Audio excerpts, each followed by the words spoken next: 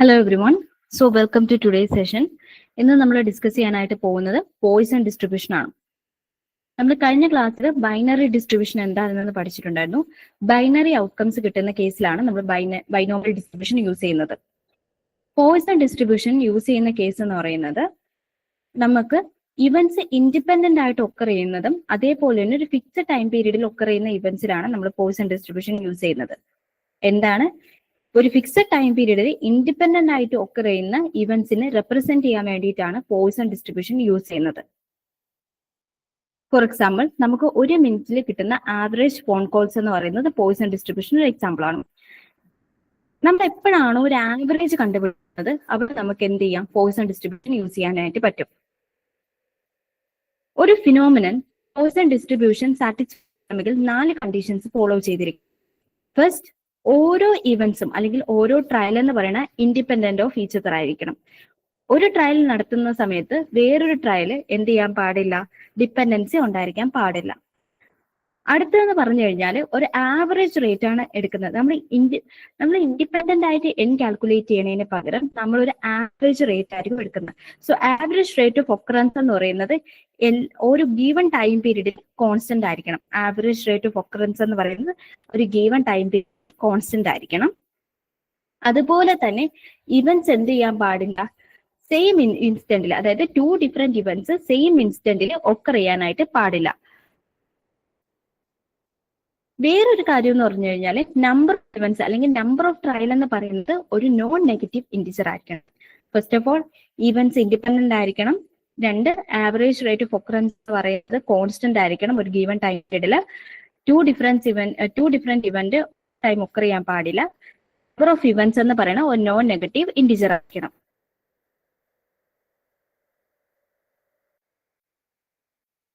ഇതിന്റെ ഫോർമുല വരുന്നത് P of x to k e raised to minus lambda into lambda raised to k divided by k factorial, where lambda is the average rate of occurrence and k is the number of success.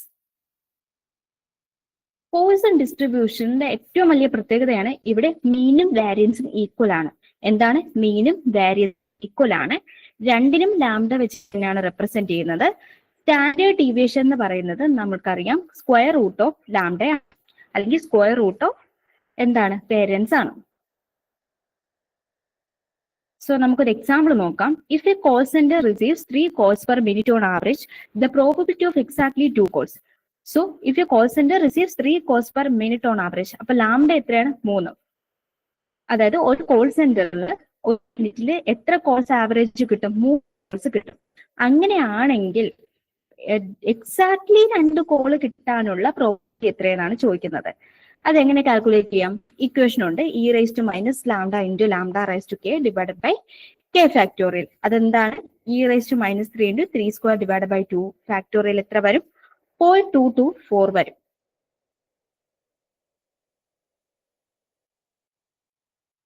നമുക്ക് അടുത്തൊരു question നോക്കാം. Poisson ഡിസ്ട്രിബ്യൂഷനെ base ചെയ്തിട്ടുള്ള മീനും വേരിയൻസും.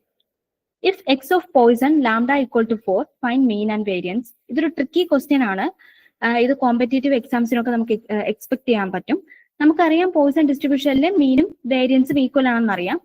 So expectation എന്താണ്? Lambda തന്നെയാണ്. വേരിയൻസും lambda ആണ്. So രണ്ടും 4 തന്നെയാണ് ഇവിടെ.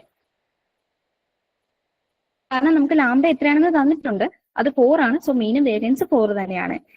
ഒരു ജനറൽ ഡിസ്ക്രീറ്റ് ആയിട്ടുള്ള ഫംഗ്ഷൻ ആണെങ്കിൽ നമുക്ക് മീൻ എങ്ങനെ വരും? Sigma of x p x എന്ന് വരും. Variance expectation of x square minus e of x the whole square വരും. ബൈനോമിയൽ ആണെങ്കിൽ മീൻ എൻ പി വരും, variance n p into 1 minus p വരും. പോയിസൺ ആണെങ്കിൽ മീൻ ലാംഡ വരും, വേരിയൻസ് ലാംഡ വരും. അടുത്ത് നമുക്ക് പോയിസൺ ബേസ് ചെയ്തിട്ട് ഒരു ക്വസ്റ്റ്യൻ നോക്കാം. Calls arrive at a help desk at an average rate of lambda equal to 2 calls per minute. What is the probability that in 1 minute there are 0 calls? So ഒരു average calls എത്രയാണ് വരുന്നത്? 2 ആണ്. ഒരു മിനിറ്റിൽ average നമുക്ക് കിട്ടുന്ന call എന്ന് പറയുന്നത് 2 ആണ്. അങ്ങനെയാണെങ്കിൽ 0 കോൾസ് കിട്ടാനുള്ള പ്രോബബിലിറ്റി എത്രയെന്നാണ് ചോദിക്കുന്നത്. ഇവിടെ ലാംഡ എന്ന് പറയുന്നത് 2 ആണ്, കെ എന്ന് പറയുന്നത് 0 ആണ്. കാരണം എന്താ? നമ്പർ ഓഫ് സക്സസ് എന്ന് പറയുന്നത് 0 ആണ്. സോ പ്രോബബിലിറ്റി എന്ന് പറയുന്നത് എത്രയായിരിക്കും? e raise to minus lambda into lambda raise to k divide by k factorial. എത്ര വരും അത്? e raise to minus 2 into 2 raise to 0 divide by 0 factorial. അത് e റൈസ് ടു മൈനസ് 2 ആണ്. കാരണം എന്താ? 0 ഫാക്ടോറിയൽ 1 ആണ്, 2 റൈസ് ടു 0 എന്ന് പറയുന്ന 1 ആണ്. സോ ന്യൂമറിക്കലി നമുക്ക് എങ്ങനെ കിട്ടും? 0.1353. അതാണ് e റൈസ് ടു മൈനസ് 2. അല്ലെങ്കിൽ 13.53% ഉണ്ട് 0 കോൾസ് കിട്ടാൻ വേണ്ടിയിട്ട്. Okay, hope you understand this question. നമുക്ക് അടുത്തത് Poisson as a limit of binomial എന്ന് പറയുന്ന ഇമ്പോർട്ടന്റ് ആയിട്ടുള്ള ഒരു കാര്യമാണ് പഠിക്കേണ്ടത്, അല്ലെങ്കിൽ പോയിസൺ ലിമിറ്റ് തിയറം. നമ്മൾ ബൈനോമിയൽ ഉപയോഗിക്കുന്ന കേസിൽ നമുക്കൊരു ബൈനറി ഔട്ട്കം ആണ്. അപ്പൊ നമുക്ക് ഷുവർ ആണ് ഒന്നെങ്കിൽ സക്സസ് അല്ലെങ്കിൽ ഫെയിലിയർ എന്ന് പറയുന്ന കാര്യം ഷുവർ ആണ്. ഓക്കെ, അതേപോലെ തന്നെ ബൈനോമിയലിന്റെ അകത്ത് നമ്മൾ n കാൽക്കുലേറ്റ് ചെയ്യണം. n കാൽക്കുലേറ്റ് ചെയ്യുമ്പോൾ NCK എന്ന് പറയുന്ന ഫോർമുലയിലാണ് n കാൽക്കുലേറ്റ് ചെയ്യുക. അതായത് n factorial divide by n minus k factorial into k factorial. n ഒരു 100 അല്ലെങ്കിൽ ഒരു എന്താ പറയുക, ഇപ്പൊ 200 ഒക്കെ ആണെങ്കിൽ കൂടി തന്നെ നമുക്ക് ബൈനോമിയൽ ഉപയോഗിക്കുന്നതിൽ കുഴപ്പമില്ല. പക്ഷെ n 1 മില്യൺ ആണെന്ന് ഇരിക്കട്ടെ. n 1 മില്യൺ ആവുന്ന സമയത്ത് നമ്മളൊരു കോമ്പിനേഷൻ കണ്ടുപിടിക്കുമ്പോൾ എന്നിന്റെ എക്സ്പോണൻഷ്യൽ എന്ന് പറയുന്നത് എന്താണ്? വലിയൊരു ഫാക്ടർ ആയിട്ട് മാറും, അല്ലെങ്കിൽ വലിയൊരു നമ്പർ ആയിട്ട് മാറും. നമുക്ക് ഡിഫിക്കൽട്ട് മാനുവലി കാൽക്കുലേറ്റ് ചെയ്യാൻ വേണ്ടിയിട്ട്. ആ കേസിൽ പ്രോബബിലിറ്റി എന്ന് പറയുന്നത് വളരെ ചെറുതുമായിരിക്കും, എന്നിന്റെ വാല്യൂ വളരെ ഇതുമായിരിക്കും. ഇങ്ങനത്തെ കേസുകളിലാണ് നമ്മൾ Poisson distribution as a special case of binomial distribution എന്ന് പറയുന്നത്. എന്തുകൊണ്ടാണെന്ന് നോക്കാം. പോയിസൺ ഡിസ്ട്രിബ്യൂഷനിൽ നമ്മൾ ആവറേജ് ഔട്ട്കം ആണ് എടുക്കുന്നത്. ബൈനോമിയൽ ഡിസ്ട്രിബ്യൂഷനിൽ നമ്മൾ ഓരോരോ ഔട്ട്കം എന്ത് ചെയ്യും? ഓരോരോ റിസൾട്ട് ആണ് എടുത്ത് കാൽക്കുലേറ്റ് ചെയ്യുന്നത്. ഓക്കെ, അതുകൊണ്ടാണ് നമ്മൾ പോയിസൺ ഡിസ്ട്രിബ്യൂഷനിൽ പറയുന്നത് average rate of occurrence should be constant over A given interval of time and finite എന്ന് പറയുന്നത്. ഓക്കെ, ഇനി പോയിസൺ ലിമിറ്റ് തിയറം സാറ്റിസ്ഫൈ ചെയ്യാൻ 3 കണ്ടീഷൻസ് ഉണ്ട്. ഒന്ന്, നമ്പർ ഓഫ് ട്രയൽസ് ഇൻഫിനിറ്റിയിലേക്ക് അപ്രോച്ച് ചെയ്യുക, അതായത് n എന്ന് പറയുന്നത് വെരി ലാർജ് ആയിരിക്കണം. 2, probability of success in any single trial should be approaching to 0, അതായത് 0 എന്നല്ല, 0നേക്കാളും കുറച്ച് കുറവായിരിക്കും. അതായത് ഭയങ്കര ആയിട്ടുള്ള ചെറിയ വാല്യൂ ആയിരിക്കും പ്രോബബിലിറ്റി എന്ന് പറയുന്നത്. പി എന്ന് പറയുന്നത് വളരെ മൈന്യൂട്ട് ആയിട്ടുള്ള വാല്യൂവും n എന്ന് പറയുന്നത് വെരി ലാർജ് വാല്യൂവും ആയിരിക്കും.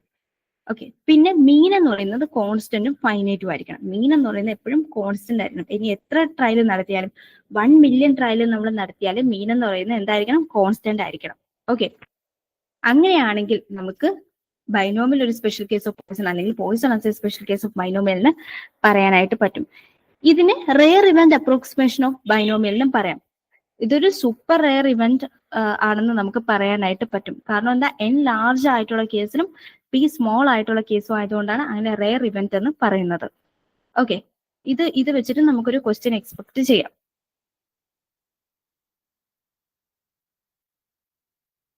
അടുത്തത് joint probability mass function. Joint probability mass function എന്താണെന്ന് നോക്കാം. നമ്മൾ ഇതുവരെ പഠിച്ചതൊക്കെ ഒരു സിംഗിൾ റാൻഡം വേരിയബിൾ ആണെന്ന് കൺസിഡർ ചെയ്യാം. ഇപ്പൊ നമുക്ക് 2 ഇവന്റ് ഒരുമിച്ചാണ് ഹാപ്പൻ ചെയ്യണമെന്ന് വിചാരിക്കുക. 2 ഇവന്റ് നടക്കുന്നത് ഒരുമിച്ചാണ്. അങ്ങനെയാണെങ്കിൽ ആ 2 ഇവന്റിനെ റെപ്രസെന്റ് ചെയ്യാൻ വേണ്ടി നമുക്ക് 2 റാൻഡം വേരിയബിൾ വേണം. അങ്ങനെയാണെങ്കിൽ അവരുടെ ജോയിന്റ് PMF എന്ന് പറയുന്നത് എത്രയാണെന്ന് നോക്കാം. P of x, y equal to P of x equal to x, y equal to y. Single കേസിൽ എങ്ങനെയായിരുന്നു? P of x എന്ന് പറയുന്നത് എന്തായിരുന്നു? P of x xi ആയിരുന്നു. Where xi is the numerical values that x can. Okay.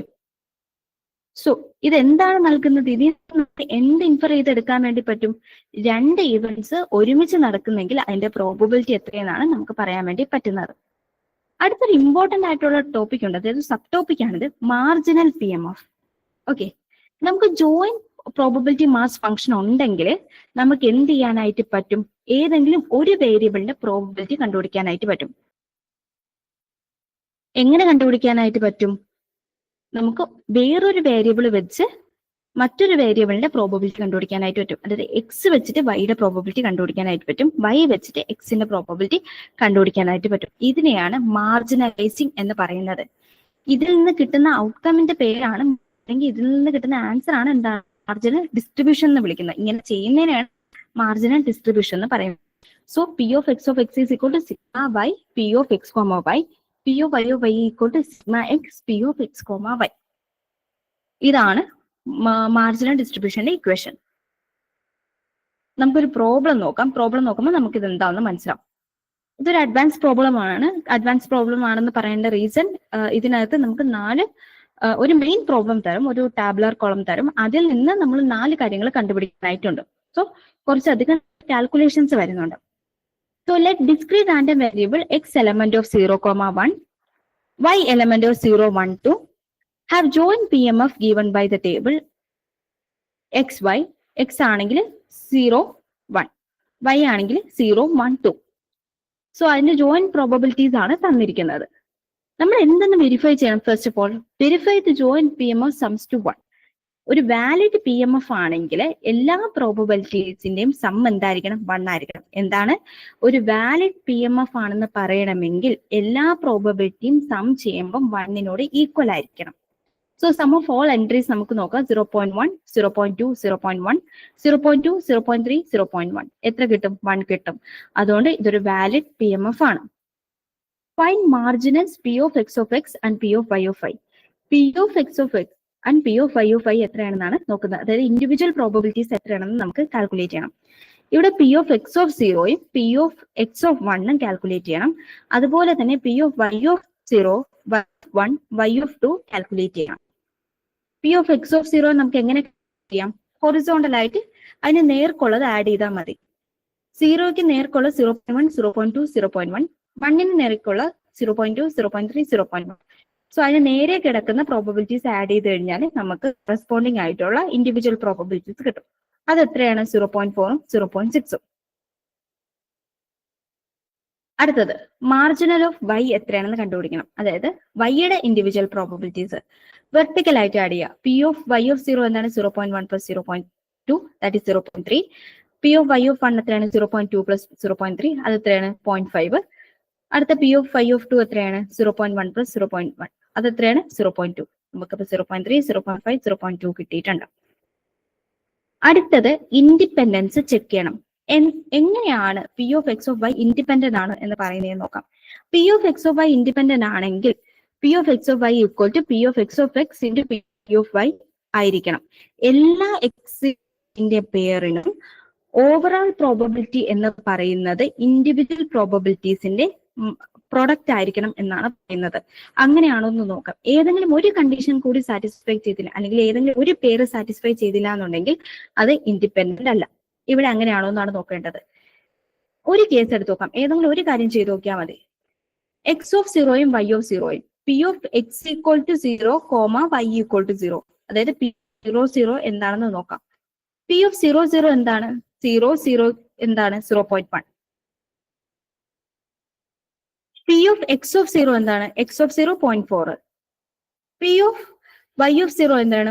y of 0 എന്ന് പറയുന്നത് 0.3 ആണ് അല്ലെ? 0.3യും 0.4ഉം ആണ് x of 0. So x of 0 into P of y of 0 എന്താണ്? 0.4 into 0.3 എന്ന് പറയുന്നത് 0.12 ആണ്. 0.1 ഈക്വൽ ആണോ 0.12? അല്ല. അപ്പൊ എന്താണ്? അവര് ഇൻഡിപെൻഡന്റ് അല്ല. ഒരു കേസ് മാത്രം നമ്മൾ ചെയ്ത് കാണിച്ചു കൊടുത്താൽ മതി. സാറ്റിസ്ഫൈ ചെയ്യില്ലെങ്കിൽ ഒരു കേസ് മാത്രം മതി. സാറ്റിസ്ഫൈ ചെയ്യുമെങ്കിൽ നമ്മൾ റാൻഡം ആയിട്ട് കുറച്ച് കേസസ് കാണിച്ചു കൊടുക്കാം കേട്ടോ. അടുത്ത എക്സ്പെക്ടേഷൻസ് എന്ന് പറഞ്ഞാൽ മീൻ കണ്ടുപിടിക്കണം. E of x, e of y, e of x y മൂന്നും കണ്ടുപിടിക്കാൻ പറഞ്ഞിട്ടുണ്ട്. നമ്മൾ വെറുതെ എക്സ്പെക്ടേഷൻസ് എന്ന് എഴുതി കഴിഞ്ഞാൽ ചിലപ്പോൾ നമുക്ക് ഇ ഓഫ് എക്സ് വൈ മാത്രം കണ്ടുപിടിച്ച് കഴിഞ്ഞാൽ മാർക്ക് കിട്ടും. ചിലപ്പോൾ നമ്മൾ മുഴുവൻ കണ്ടുപിടിച്ചാൽ മാത്രമേ നമുക്ക് മാർക്ക് കിട്ടുള്ളൂ. സോ ഇ ഓഫ് എക്സും ഇ ഓഫ് വൈയും ഇ ഓഫ് എക്സ് വൈയും നമ്മൾ കണ്ടുപിടിക്കാം. സിമ്പിൾ ആണ്, നമുക്ക് ടാബുലാർ കോളത്തിൽ നിന്ന് കണ്ടുപിടിക്കാന്നുള്ളതേ ഉള്ളൂ. ഇ ഓഫ് എക്സ് എന്ന് പറഞ്ഞാൽ എന്താണ്? E of x comma y x into P of x y. അതായത് x into P of x വൈയുടെ പ്രൊഡക്റ്റിന്റെ സമ്മാണ് മീൻ എന്ന് പറയുന്നത്. സോ ഇവിടെ നമുക്ക് 0 എന്ന് പറയുന്ന ടേം ഉണ്ടാവില്ല. 0യിലുള്ള ഒരു ടേമും എടുക്കാനായിട്ട് പറ്റില്ല. കാരണം എന്താണ്? 0 multiplied by any number 0. So 0 into 0.1 plus 0 into 0.2 plus 0 into 0.1 എത്രയാണ്? 0 ആയിരിക്കും. അപ്പൊ നമ്മൾ എന്ത് ചെയ്യും? 1 മാത്രം എടുക്കും. So 1 into 0.2 plus 1 into 0.3 plus 1 into 0.1 അത് എത്രയായിരിക്കും നമുക്ക് കിട്ടുക? 0.9 എന്ന് കിട്ടി. സോറി 0.6 എന്നാണ് കിട്ടുക. അത് എത്രയാണ് കിട്ടുന്നത്? 0.6. ഇനി ഇ ഓഫ് ഐ എന്താണ്? നമുക്ക് 0 ഉള്ള ടേം നേരത്തെ എടുക്കാൻ ഞാൻ പറഞ്ഞു, എടുക്കേണ്ട ആവശ്യമില്ല. 1ന്റെ ടേം എടുക്കാം. 1 into 0.2 plus 0.3, 2 0.1 plus 0.1. 0 എടുത്തിരുന്നെങ്കിൽ എങ്ങനെയായിരുന്നു? 0 into 0.1 plus 0.2. അപ്പൊ നമുക്ക് എങ്ങനെ കിട്ടും? അത് 0.9 ആയിട്ട് കിട്ടും. ഇനി എക്സ്പെക്ടേഷൻ ഓഫ് എക്സ് വൈ എന്താണ്? Sigma x y P of x comma y ആണ്. ഇത് കണ്ടുപിടിക്കാനായിട്ട് നമുക്ക് ഈ ഇക്വേഷൻ ഉപയോഗിക്കാം. E of x y equal to sigma x sigma y ഈ x y into P of x y. അതായത് x y multiplied by P of x y, അതിന്റെ സമ്മേഷൻ. സോ ഇങ്ങനെ ഒരു ടേബിൾ ഉണ്ടാക്കുന്നതാണ് നിങ്ങൾക്ക് സിമ്പിൾ. പിന്നെ ഇവിടെയും ഒരു ട്രിക്ക് ഉണ്ട്. നമുക്കിവിടെ ഇവിടെയും ഈ 0 വരുന്ന ഒരു ടേംസും എയ്തർ എക്സ് അല്ലെങ്കിൽ വൈ 0 ആയി കഴിഞ്ഞാൽ ആ ടേംസ് ഒന്നും എടുക്കണ്ട. അപ്പൊ അങ്ങനെ വരാത്ത ടേംസ് എന്താണുള്ളത്? ആകെ 1 1ഉം 1 2ഉം മാത്രമേ ഉള്ളൂ. അതായത് ജോയിന്റ് എക്സ്പെക്ടേഷൻ കണ്ടുപിടിക്കുന്ന സമയത്ത് നമുക്ക് എന്ത് വേണം? 0 into എക്സ് 0 y 0, 0 into 0, പിന്നെ അതിന്റെ ജോയിന്റ് പ്രോബബിലിറ്റി ആണ് മൾട്ടിപ്ലൈ ചെയ്യാനുള്ളത്. അതേപോലെ 0 into 1 അതിന്റെ ജോയിന്റ് പ്രോബബിലിറ്റി ആയ 0.2, 0 into 2 അതിന്റെ ജോയിന്റ് പ്രോബബിലിറ്റി ആയിട്ട് 0.1 plus 1 into 0 into 0.2 plus 1 into 1 into 0.3 plus 1 into 2 into 0.1. അതായത് എക്സും വൈ മൾട്ടിപ്ലൈ ചെയ്യാം, അതോടൊപ്പം തന്നെ ജോയിന്റ് പ്രോബബിലിറ്റീസ് മൾട്ടിപ്ലൈ ചെയ്യാം. സോ നമുക്ക് ഇവിടെ 0 വരാത്ത ടേം ഏതാണ്? 1 1ഉം 1 2ഉം. So 1 into 1 into 0.3 plus 1 into 2 into 0.1. ശ്രദ്ധിച്ചേ, ഇവിടെ 1 into 0 into p of 1, 0 plus 1 into 1 into p of 1, 1 plus 1 into 2 into p of 1, 2. ഇത് എത്രയാണ്? 0 കിട്ടും. ഇതേപോലെ എല്ലാ ടേമും 0 ഉള്ളത് 0 കിട്ടും. അത് പോയിട്ട് എത്ര കിട്ടും? 0.3 plus 0.2, 0.5 എന്ന് കിട്ടും. നോക്കിക്കേ, 0.2, 0.5 എന്ന് കിട്ടും. ബാക്കിയുള്ള 0 ആണ്. ഈ ഒരു ടേബിൾ എഴുതിയിട്ട് നിങ്ങൾ ചെയ്യുന്നെങ്കിൽ നിങ്ങൾക്ക് മിസ്റ്റേക്സ് വരാണ് കുറവായിരിക്കും. ഓക്കെ, അല്ലാതെ ടേബിൾ നോക്കി നെക്സ്റ്റ് പേജിൽ ചെയ്യുന്ന സമയത്ത് നിങ്ങൾക്ക് എന്തായാലും മിസ്റ്റേക്സ് വരും. സോ ഫൈനൽ റിസൾട്ട് എന്താണ്? Sigma of x equal to 0.6, sigma of y equal to 0.9, sigma of x y equal to 0.5 ആയിരിക്കും. ഓക്കെ, ഇനി നമുക്ക് ഒരു പ്രോബ്ലം നോക്കാം. പോയ്സൺ അപ്രോക്സിമേഷനെ ബേസ് ചെയ്തിട്ടാണ്, അതായത് പോയ്സൺ ലിമിറ്റ് തിയറത്തിനെ ബേസ് ചെയ്തിട്ട് ഒരു ക്വസ്റ്റ്യൻ നോക്കാം. A factory produces items and each item independently is defective with probability P equal to 0.03. If a day's batch has N equal to 1000 items, what is the probability of exactly 2 defective items? അതായത് ഒരു factory കുറച്ച് items produce ചെയ്തു. ഒരു ബാച്ചിൽ 1000 items ആയിരിക്കും ഉള്ളത്. Okay, ആ 1000 ഐറ്റംസിൽ defective ആവാനുള്ള പ്രോബബിലിറ്റി, ഓരോ ഐറ്റവും ഡിഫക്റ്റീവ് ആവാനുള്ള പ്രോബബിലിറ്റി എത്രയാണ്? 0.03. ഇവിടെ കുറച്ച് കീവേഡ്സ് നമ്മൾ ശ്രദ്ധിക്കുക. Independently, probability, number of trial, അതേപോലെ തന്നെ the probability of getting exactly 2 defective items. കേട്ടോ, 2 ഡിഫക്റ്റീവ് ഐറ്റം കിട്ടാനുള്ള പ്രോബബിലിറ്റി എത്ര? n ഒരു ലാർജർ നമ്പർ ആവുമ്പോൾ നിങ്ങൾ എന്ത് ചെയ്യണം?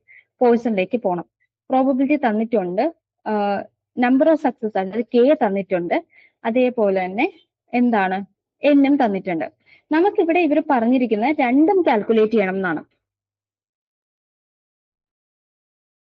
ഇവിടെ ഇവർ പറഞ്ഞിരിക്കുന്നത് രണ്ടും കാൽക്കുലേറ്റ് ചെയ്യണം എന്നാണ്. അതായത് ബൈനോമിയൽ പ്രോബബിലിറ്റിയും കാൽക്കുലേറ്റ് ചെയ്യണം, അതേപോലെ തന്നെ പോയ്സൺ ഡിസ്ട്രിബ്യൂഷനും കാൽക്കുലേറ്റ് ചെയ്യണം. എന്നിട്ട് അത് കമ്പയർ ചെയ്യണം result. Binomial p m f ആവുന്ന സമയത്ത് x equal to k n k p raise to k 1 minus p raise to n minus k. 1 minus p എന്ന് പറയുന്നത് എന്താണ്? ക്യൂ ആണ് കേട്ടോ, ക്യൂ ആണ് 1 മൈനസ് പി. അതായത് number of failures, probability of getting failure ആണ് 1 മൈനസ് പി എന്ന് പറയുന്നത്. Equal to 1000, k equal to 2, p equal to 0.03. അതെല്ലാം കൂടി കാൽക്കുലേറ്റ് ചെയ്യുന്ന സമയത്ത് നമുക്ക് എത്ര കിട്ടും? 0.224 കിട്ടും. പക്ഷെ ഇവിടെ ഒരു കാര്യം ശ്രദ്ധിച്ചാൽ മനസ്സിലാവും, 1 മൈനസ് പി റൈസ് ടു 998. ഇതെന്ന് പറഞ്ഞാൽ വളരെ ലാർജർ ആയിട്ടുള്ള ഒരു പവർ ആണ്. നമുക്ക് മാനുവലി ഇവാലുവേറ്റ് ചെയ്യാനാണെങ്കിലും ഭയങ്കര ബുദ്ധിമുട്ടാണ്. സോ നമ്മൾ അതെല്ലാം വെച്ച് കാൽക്കുലേറ്റ് ചെയ്ത് 0.224 കിട്ടുന്നുണ്ട്. ഇനി പോയ്സൺ അപ്രോക്സിമേഷൻ വെച്ച് നോക്കുവാണെങ്കിൽ നമുക്ക് ലാം എത്രയാണെന്ന് കണ്ടുപിടിക്കണം. അതായത് ആവറേജ് ഔട്ട്കം കണ്ടുപിടിക്കണം. അതിനെന്താണ് അല്ലെങ്കിൽ ആവറേജ് റേറ്റ് ഓഫ് ഒക്കറൻസ് കണ്ടുപിടിക്കണം. n ഇൻറ്റു പി ആണ് ലാംഡ. ലാംഡ എന്ന് പറഞ്ഞാൽ എന്താണ്? n into P. n എത്രയാണ്? 1000. പി എത്രയാണ്? 0.03. അപ്പം 3 എന്ന് കിട്ടി. ഓക്കെ, 1000 എണ്ണം എടുത്തു കഴിഞ്ഞാൽ 3 എണ്ണം ഡിഫക്റ്റീവ് ആയിരിക്കും. ഓക്കെ, ആവറേജ് ആയിട്ട്.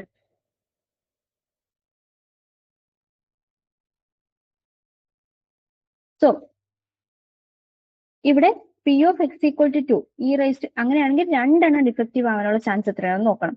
E raise to minus lambda into lambda square by 2 factorial, അതായത് e raise to minus 3 into 3 square by 2. അത് എത്രയാണ്? 0.224. അതായത് 0.224 അല്ലെങ്കിൽ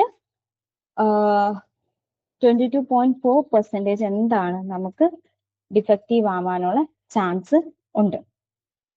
ഓക്കെ, എക്സാക്ട് ബൈനോമിയൽ നോക്കുവാണെങ്കിൽ 0.224153 കിട്ടും. പോയിസൺ അപ്രോക്സിമേഷൻ ആണെങ്കിൽ 0.224041 കിട്ടും. പോയിസൺ അപ്രോക്സിമേഷൻ നോക്കുവാണെങ്കിൽ 0.2240 കിട്ടും.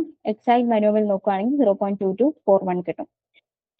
അവർ എക്സ്ട്രീംലി ക്ലോസ് ആണ്. ആകെ ഒരു 0.00011 അത്രയും മൈന്യൂട്ട് ആയിട്ടുള്ള ഒരു പെർസെന്റേജ് ഡിഫറൻസ് മാത്രമേ ഉണ്ടായിട്ടുള്ളൂ.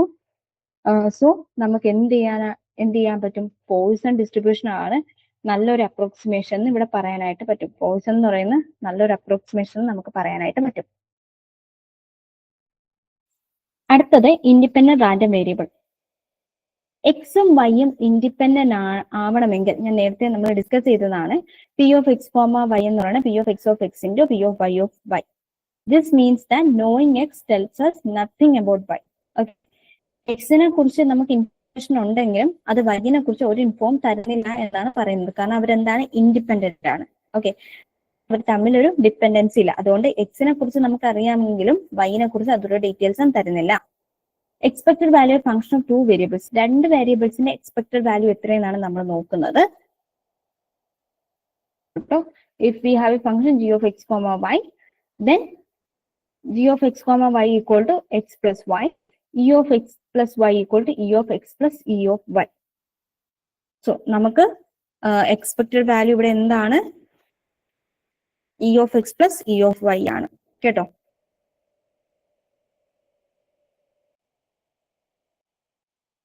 So that's all about today's session. നമുക്ക് നാളത്തെ സെഷനിൽ കാണാം.